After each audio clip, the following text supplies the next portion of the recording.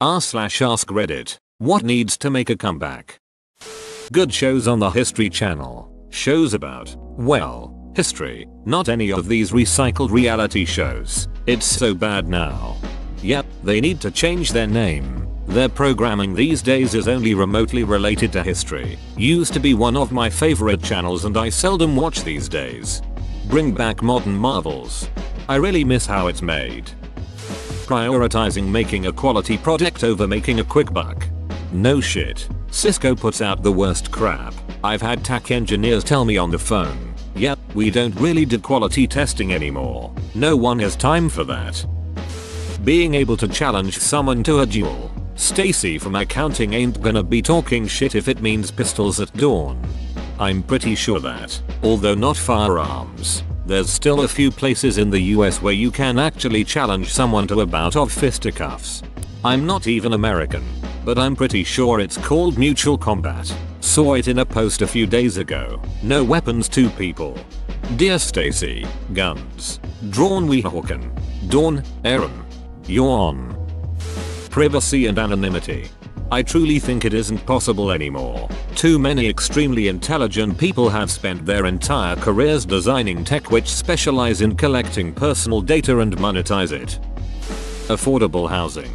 Cries in Californian. Actual journalism. Someone needs to draw the line between journalists and bloggers who need page clicks to afford food.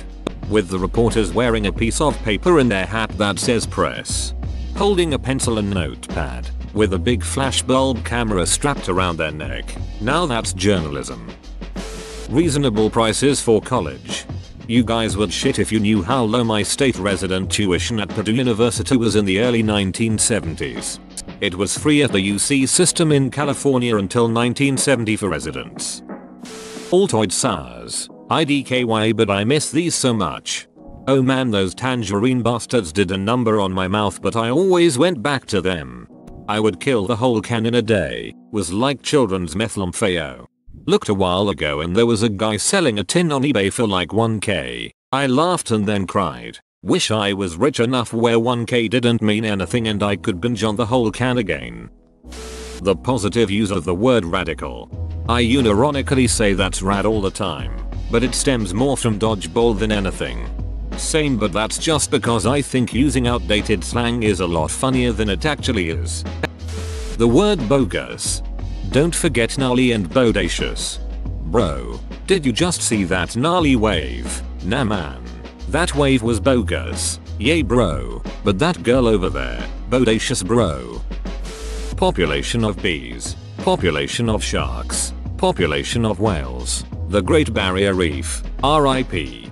There's a scientist who figured out that if you break a piece of coral into shards it grows back at a super accelerated rate and can be planted back onto the reef to regrow the whole thing. The pieces recognize one another as parts of the same whole and can reform. They'll grow back to their original size in a fraction of the time. There's hope for our reefs. Sadly, that's not quite applicable for the Great Barrier Reef. The water is just becoming too acidic for any of the coral to thrive anymore. So even if we did begin to regrow the shards of coral, it would not survive any better than the parent corals. Star Wars video games and the way LucasArts made them. Not like the EA games we have now. I saw a post on Reddit somewhat recently comparing 8 years of Star Wars games under EA and under LucasArts. LucasArts had roughly 14 games between 2002 to 2010, whereas EA has only put out the 2 new Battlefront games since they acquired LucasArts. Well, I wouldn't mind the small numbers so much if EA made games just as good as Rogue Squadron and the original Battlefront games. But they aren't. Not even close. Seriously, just reskin the original Battlefront 2 with the newer graphics and they'd have a great game. Healthy debates conversation. What the duck do you mean by that, a-hole? Do we need to buy you a dictionary, duckface? I guess so, pigducker. Cloaks, they're super comfortable. You can wear them in a variety of ways that make them adaptable to changing conditions. We just need a style leader to take the plunge. McConaughey, I'm looking at you.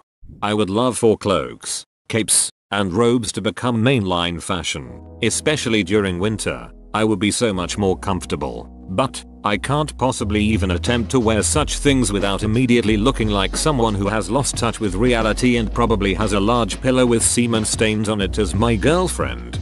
If it was clearly a good quality, functional, non-ostentatious one, you'd look better than, say, the guy I once saw at the library wearing a cheap crushed velvet one crookedly over a t-shirt as he surfed the web.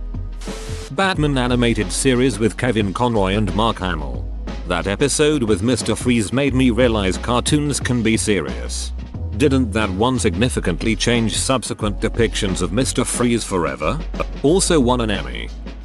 Quality products. I'm 31 and in my lifetime I've noticed this shift that everything that's sold to us feels like a hollow attempt to wring money out of us. I know products were always made with the idea that they would make a company money, but it also felt like said company wanted to make a good product. Now it seems they have it all down to a science and know the minimum quality levels we'll all put up with and shell junk out to us, and we can't really do anything about it. There are still small, craftsman level creators who are passionate about making quality, heirloom grade products, but they take a lot of work to track down, cost an absolute arm and a leg, and are often in such high demand they can require a long wait even for ready money. Obviously anything remotely tech is obsolete so fast there isn't much point designing it to last more than 5-6 years, and as more stuff becomes tech enabled the space for solid low tech gear shrinks. Country before party. I thought you were talking about music. I, for one, would love for people to start making country music again instead of what we've been getting. Generic pop music being sung with obviously fake, over-the-top, southern accents. The movement to cancel Chris Brown, like duck that guy. We have been absolutely demonizing R. Kelly, as we should, recently, yet somehow let that little shit CB worked his way right back to the top as if no one noticed or cared. If we're cancelling R. Kelly, let's throw Chris Breezy under the bus with him. Parent that actually teach their own kids right from wrong instead of expecting the schools to do it. This still happens. Only Reddit likes to upvote the stories about terrible parents because it fuels their rage boner. Hand-drawn animation, especially in Disney movies. Brendan Fraser. I feel really bad for him. He's stated in an interview that he was sexually assaulted by the ex-president of HFPA and that, when he told people what happened, they must have blacklisted him from continuing his career. He opened up about it in 2017-18 and naturally the guy is denying it and saying, I only pinched his butt, not all the other stuff. As for the blacklisting, James Woods also said that HFPA have blacklisted him too for talking about politics before. Now, it seems like Fraser is really focused on his family and his 3 sons these days. I think his oldest is a model on the autism spectrum. He talked about him a lot, very proudly, in an interview. I like Brendan Fraser a lot so I feel bad that something so shitty happened to him and derailed his career. The Mummy is still one of my favorite movies of all time. F-Zero. And Earthbound and Star Fox. I'm pretty sure Ness, Fox, and Captain Falcon are more Smash Bros characters than characters in their own franchise. Rick Moranis came here to say this. He apparently quit acting to raise his kids full time after his wife died. Kids are grown by now. I'm hoping he makes his return in the new Ghostbusters. Hand with index and middle fingers crossed. Cheats in video games. I bought the damn thing. Let me get to the end. I'd argue that for the most part games are easier than they've ever been. Action movies with actual people like we had in the 90s. Not with superheroes, mutants, robots or cars. Just a few good guys and a shit ton of bad guys. John Wick. Not a superhero, just a badass. It was surprisingly refreshing with such a simple story. Dinosaurs. There have been several movies showing just how bad of an idea this would be. Trust busting. Someone get my big stick. A daily life in the US without politics butting its way into every activity and relationship. I find this post ironic. Outcast. Rollerblades. They're coming back. I used to see almost no other rollerbladers out, but last summer I'd see 7 or 8 out on the bike paths. Rollerblading is awesome and I encourage everyone to try it out. Thinking prior to going on a rant. I had a political disagreement with one of the people in my Discord a couple weeks ago and said that I'd be muting the channel till he got it out of his system. He challenged me on why I wasn't going to engage him in it if it's something I care about so much, and one of the reasons I cited was simply that he types faster than I can think. If someone's not willing to slow down a bit and actually engage you in a civil debate where each side respects each other's time to put at least a little bit of thought and hopefully fact checking into their arguments, then that someone just wants to rant and doesn't actually care about what you think. Finished video games that don't require massive 0-day patches. Goth chicks. Station wagons.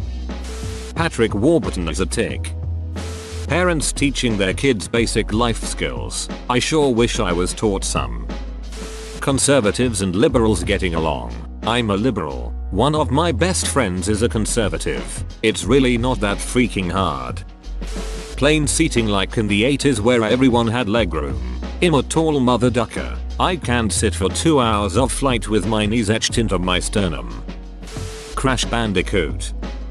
Whoa, you made it to the end? You're a ducking beast. I'll cut you a deal. Smash like and subscribe for more curated content, bruh. It's free and that's a great price.